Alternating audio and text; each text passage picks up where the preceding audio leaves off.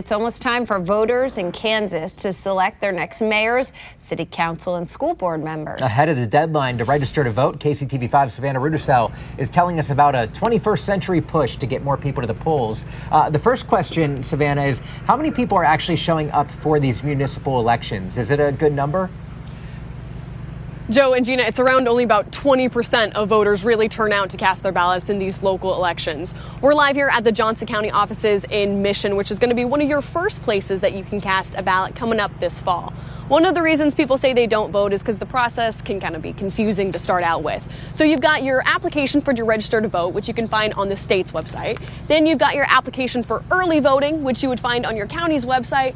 And then you've got your sample ballot, which you would see on your city's website. Now there's going to be a site for Kansas voters where you can get all this information in one place. Voter to Voter Project launched ksballot.org this week. The nonpartisan project tells you where to vote and what the candidates stand for. Its data shows that about 90% of eligible Johnson County voters are registered, but not many will come out for the municipal elections. The director of this says the approach is a little different. Voter turnout will be really low in the local election, but there are specific groups of folks who vote at even lower rates than they should be. So that includes people with disabilities, communities of color, people with lower income, but also youth. There are some important dates to remember for this Kansas election. The last day to register to vote is a week from today on October 15th.